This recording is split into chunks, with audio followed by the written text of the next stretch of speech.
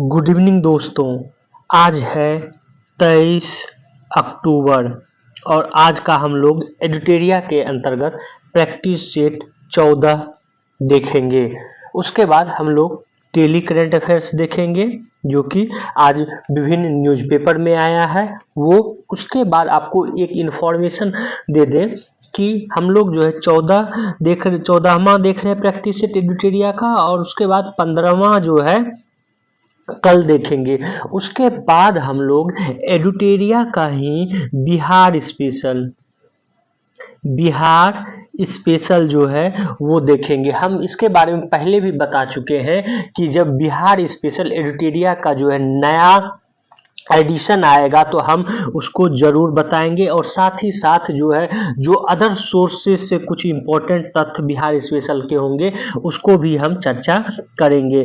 तो आप लोग जो अपने दोस्तों को ये वीडियो जो है शेयर पहले से कर दीजिए। हम परसों से जो है इसको स्टार्ट करेंगे जो कि बिहार के लिए बहुत ही इंपॉर्टेंट होगा।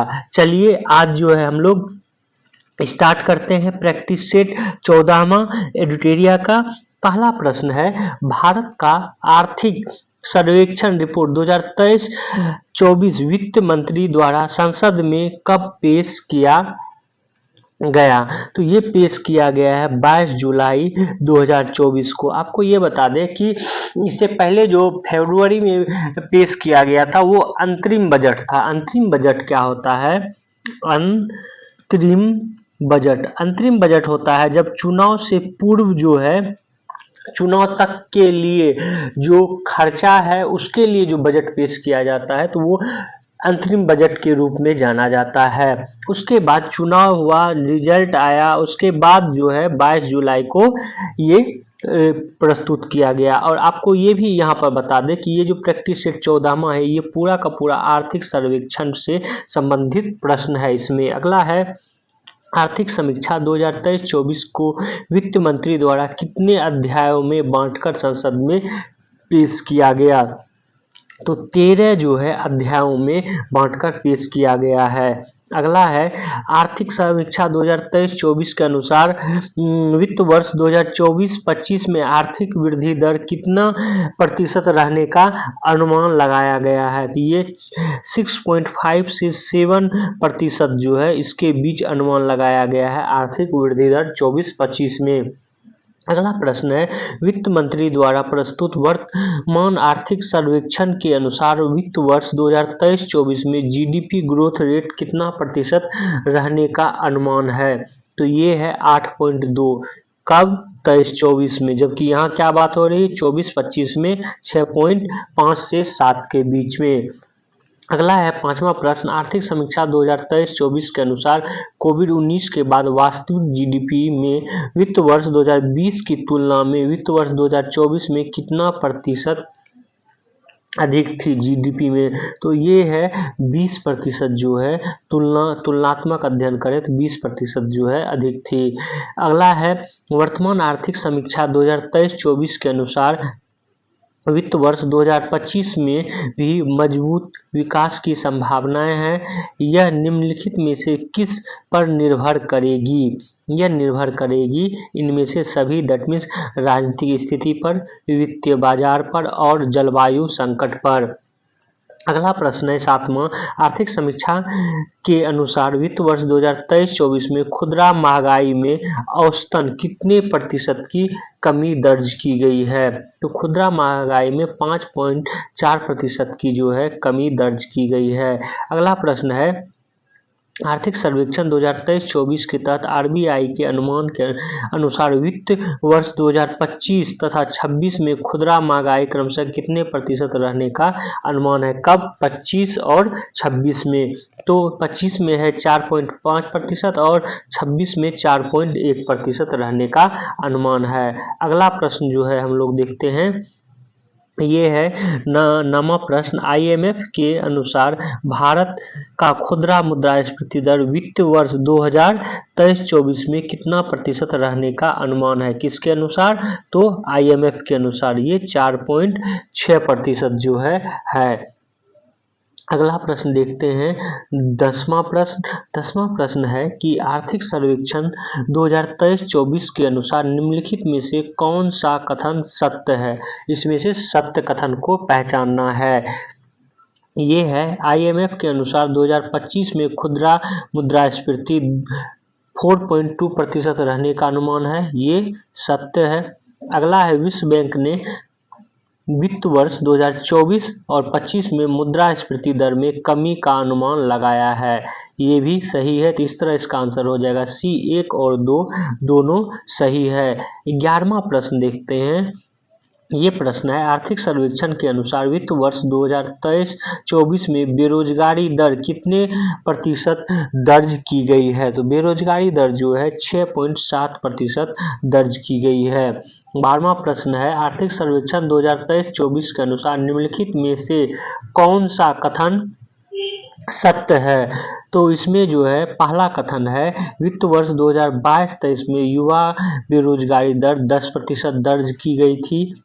ये सत्य है। दूसरा कथन है 2023 के पहले 3 महीने में शहरी क्षेत्रों में बेरोजगारी दर घटकर 6.7% पर आने की बात सर्वेक्षण में की गई है। ये भी सत्य है। इस तरह इसका आंसर हो जाएगा C दोनों जो है सत्य है। 13वां प्रश्न देखते हैं। ये प्रश्न है आर्थिक सर्वेक्षण 2023-24 के अनुसार भारत की जनसंख्या का कुल श्रम बल लगभग कितना करोड़ है। तो 56.6 करोड़ जो है पूरा श्रम बल है पूरी जनसंख्या का भारत में।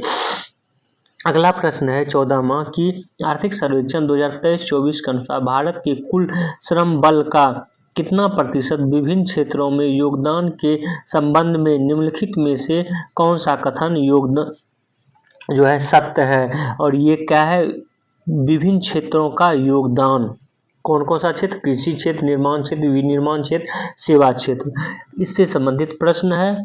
और कृषि क्षेत्र का योगदान 45% से अधिक बताया जा रहा है। निर्माण क्षेत्र का योगदान 13%, विनिर्माण क्षेत्र का 11.4%, सेवा क्षेत्र का 28.9%। तो ये सारे कथन जो है सही है और ये सारे डाटा जो है इसका आंसर हो जाएगा D। इनमें से सभी सत्य है और आपको ये डाटा याद कर लेना है।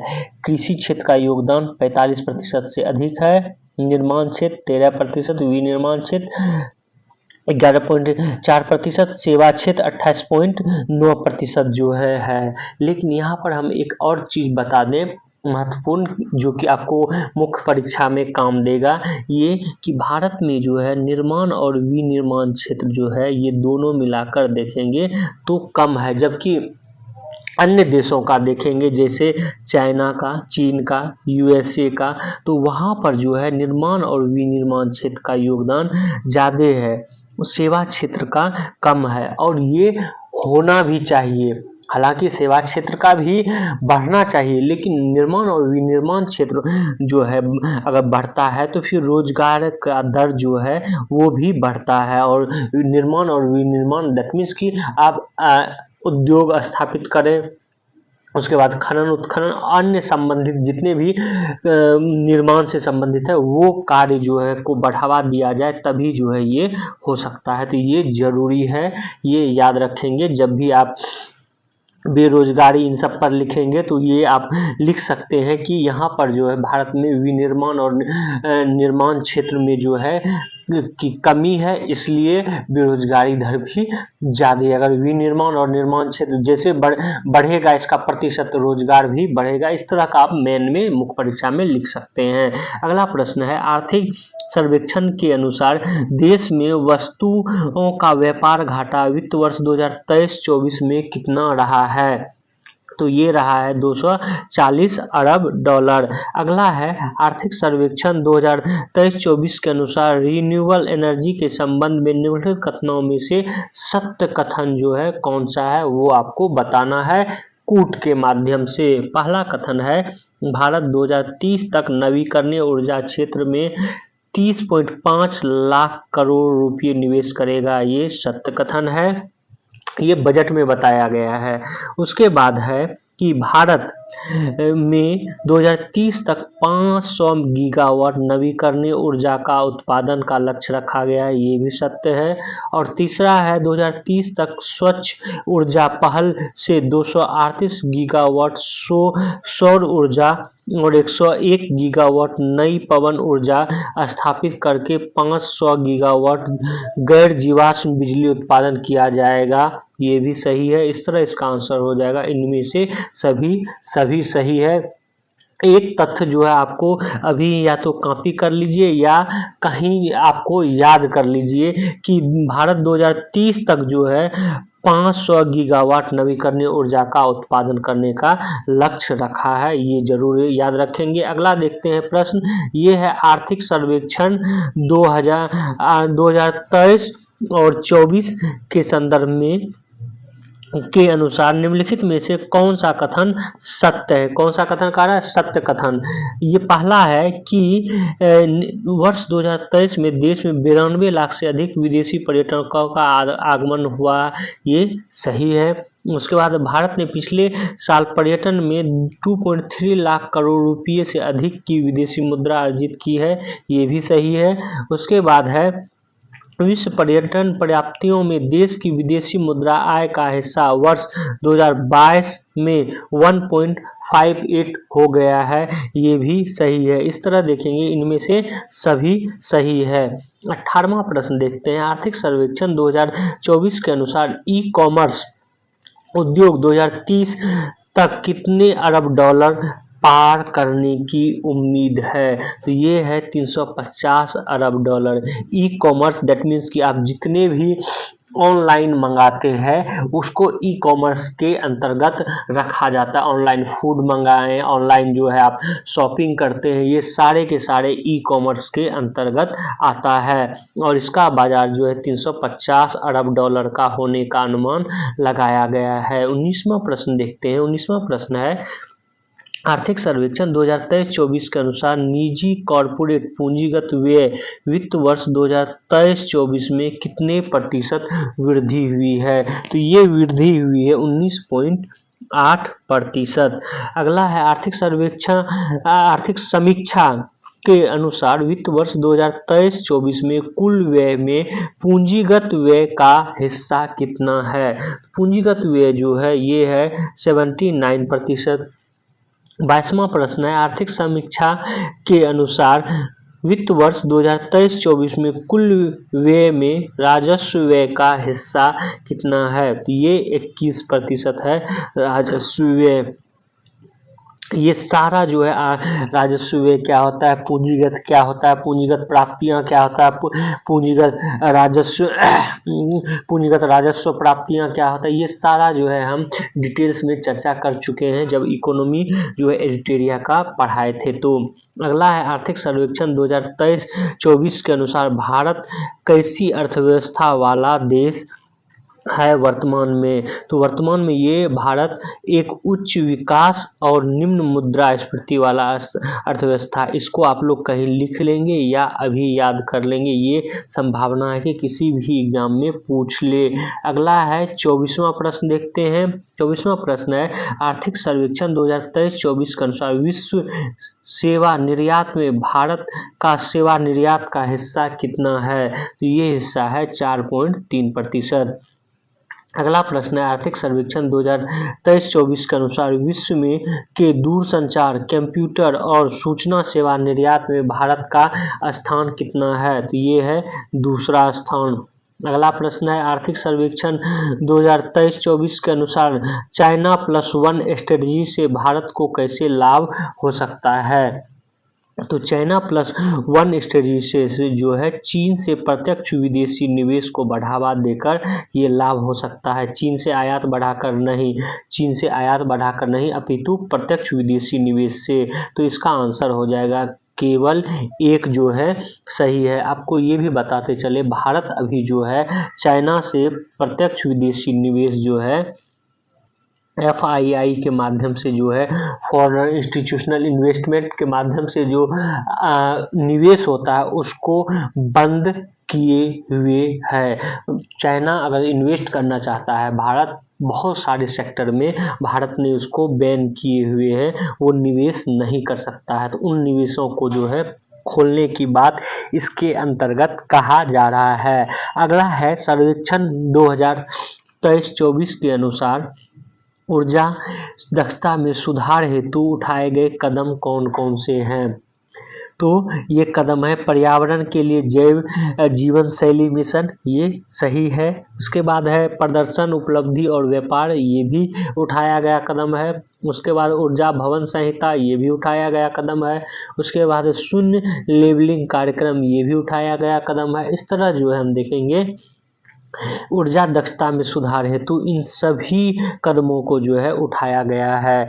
अगला जो प्रश्न है 2-3 वो बहुत ही इम्पोर्टेंट है, आप लोग जरूर जो है इसको याद कर लेंगे। PM सूर्य घर योजना कितने गीगावाट सौर कैपेसिटी जोड़ने की उम्मीद है। तो ये उम्मीद जो है जताई जा रही है 30 गीगावाट की।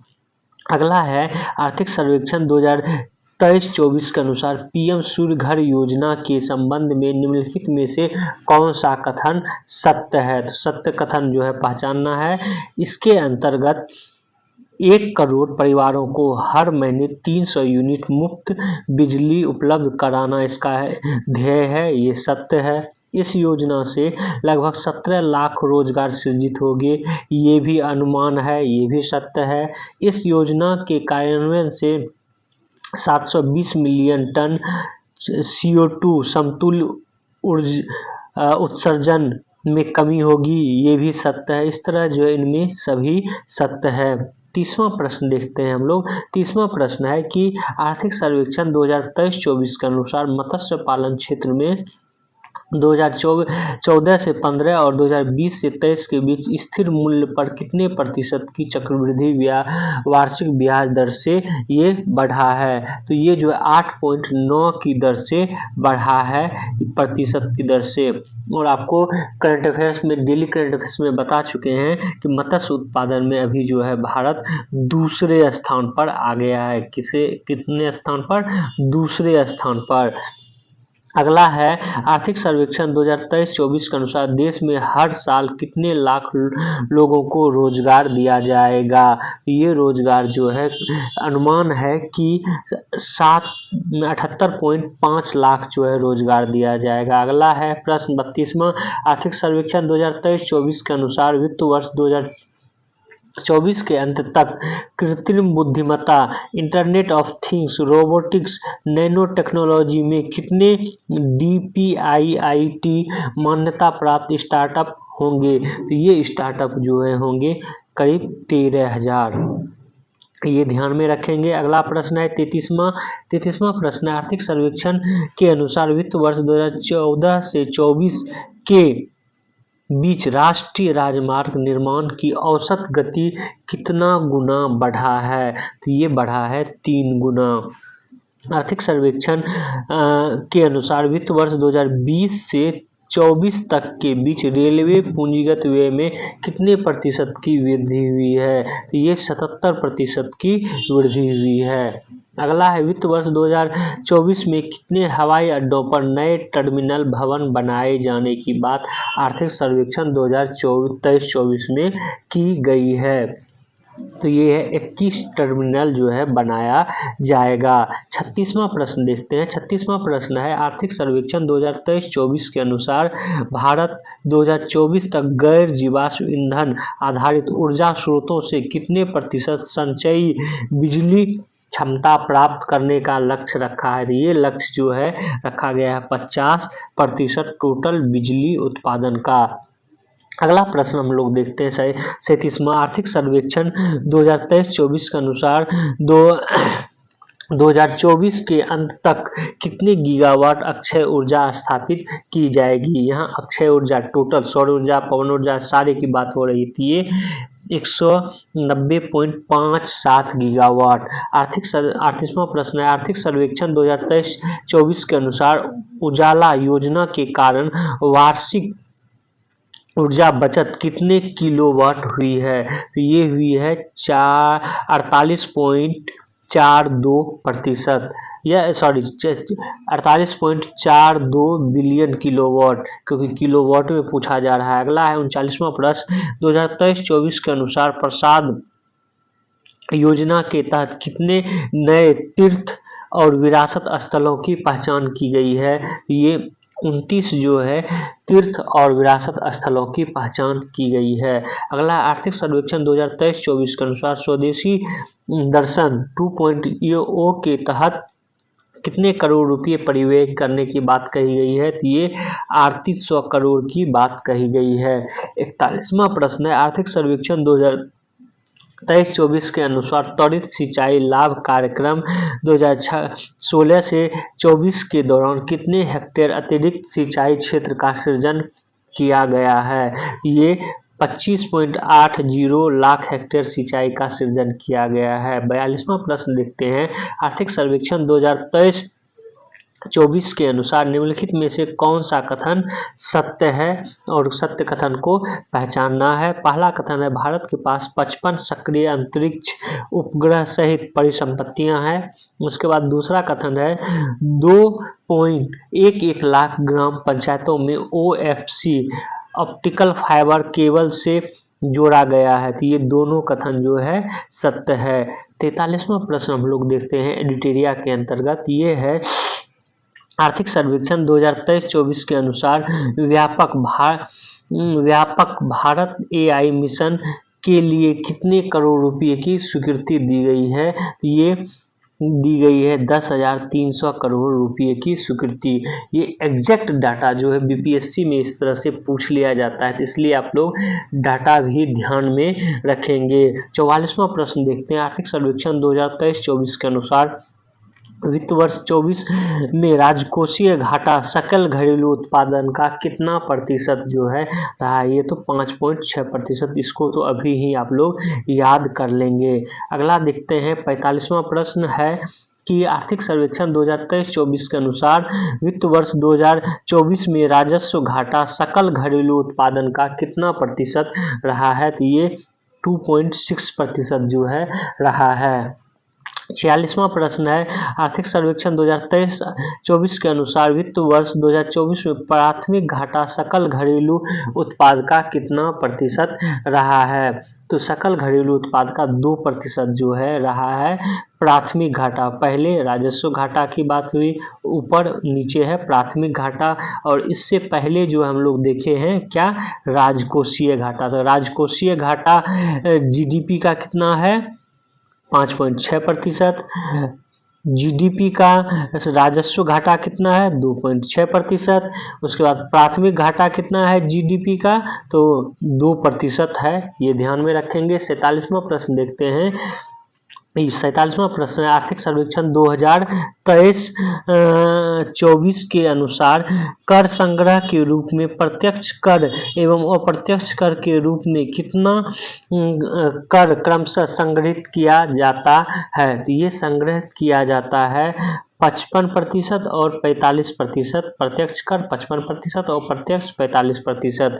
अगला प्रश्न देखते हैं 48वां प्रश्न है कि आर्थिक सर्वेक्षण 2023-24 के अनुसार चालू वित्त वर्ष 2024 में खाद्य महंगाई दर बढ़कर कितना प्रतिशत हो गया है। तो ये 7.5% हो गया है। 49वां प्रश्न है, आर्थिक सर्वेक्षण के अनुसार वित्त वर्ष 2023-24 में वैश्विक वस्तु निर्यात में भारत की हिस्सेदारी कितनी प्रतिशत थी। तो ये जो है 1.8% थी।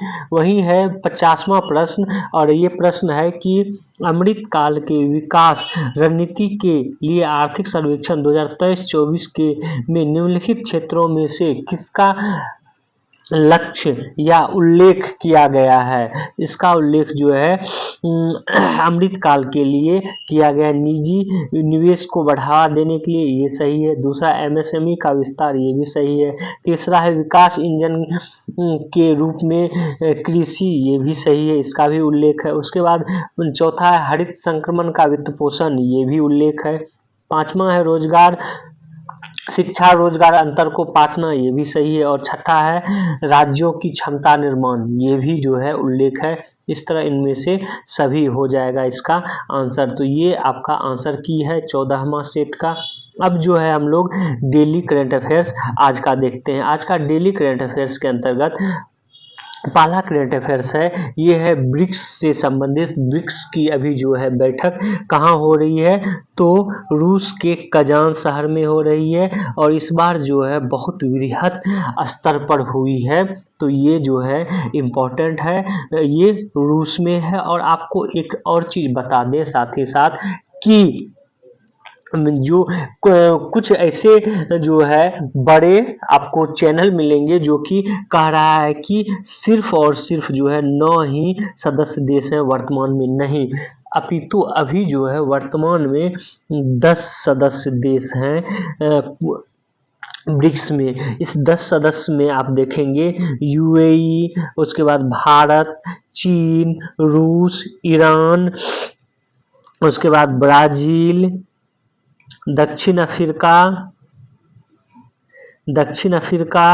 उसके बाद जो है सऊदी अरब, मिस्र, ये 10 देश आते हैं, ये आप लोग याद रखेंगे। अच्छा, यहाँ पर एक और इम्पोर्टेंट तथ्य आपको बताते चलें कि जिसके लिए हम इसको इंक्लूड भी किए हैं करंट अफेयर्स में, कि ब्रिक्स में जो है जो ब्रिक्स के सदस्य 10 देश हैं वो तो हैं, साथ ही राष्ट्रपति पुतिन ने करीब 40 देशों को जो है न्योता दिया था आने का, कहाँ, ब्रिक्स में। और इसमें जो है इस 40 देशों में Algeria, Bangladesh, Congo, Bahrain, Colombia, Cuba, Indonesia, Kazakhstan, Kuwait, Malaysia, Morocco, Myanmar, ये सब देश जो है इसका सदस्य देश भी बनना चाह रहा है। इस 40 देशों में 36 देश जो है ये बुलाया गया आया है और ये सदस्य भी बनना चाह रहा है ब्रिक्स का। ये देश का आप लोग ध्यान में रखेंगे नाम। अगला जो है ब्रिक्स से संबंधित ही है, लेकिन इसमें जो है आपको इम्पोर्टेंट तथ्य करंट अफेयर्स के अंतर्गत याद रखना है कजान शहर के बारे में, कि कजान शहर जहां की अभी ब्रिक्स का सम्मेलन हो रहा है, यहाँ पर नए वाणिज्यिक दूतावास जो है खोलेगा कौन, भारत। तो आपको याद रखना है कि भारत अभी रूस में हाल ही में कहाँ पर, किस शहर में जो है अपना नया वाणिज्यिक दूतावास खोल रहा है, तो कजान शहर में खोल रहा है, ये आपको याद रखना है। अगला करंट अफेयर्स देखते हैं। अगला करंट अफेयर्स है ये दाना चक्रवात से संबंधित है। दाना चक्रवात जो है ये बंगाल की खाड़ी में उठा है और इससे प्रभावित जो है उड़ीसा और पश्चिम बंगाल होगा। तो आपको ये याद रखना है दाना चक्रवात जो है कहाँ पर उठ रहा है और इससे प्रभावित मुख्य रूप से कौन सा होगा। तो दाना चक्रवात जो है बंगाल की खाड़ी में। अगला करंट अफेयर्स देखते हैं। ये करंट अफेयर्स है कि 2026 में जो है ग्लासगो में होगा राष्ट्रमंडल का खेल, और इस राष्ट्रमंडल खेल में जो है कुश्ती, निशानेबाजी, हॉकी, क्रिकेट को जो है राष्ट्रमंडल से बाहर कर दिया गया है। जिस खेल को बाहर किया गया उसका नाम आपको ध्यान में रखना है। शूटिंग को किया गया, कुश्ती को किया गया, बैडमिंटन को किया गया, टेबल टेनिस को, हॉकी को, स्क्वैश को और क्रिकेट को। इतने खेलों को जो है क्या किया गया है, बाहर कर दिया गया है। इस खेल का आप लोग जरूर नाम याद रखेंगे। और 2026 में कहाँ होगा राष्ट्रमंडल खेल, तो ग्लासगो में होगा। और राष्ट्रमंडल खेलों में जो भाग लेते हैं वो देश भाग लेते हैं जहाँ पर कि ब्रिटेन जो है पहले अपना उपनिवेश स्थापित किया है, उसी देशों का जो है संगठन है राष्ट्रमंडल, और ये सब जो है खेलते हैं गेम। तो ये गेम का आपको याद रखना है। तो आज का करंट अफेयर्स इतना ही है। आप हमारे वीडियो को शेयर करें, सब्सक्राइब करें और बेल आइकन को जरूर दबा लें। Thank you for watching this video.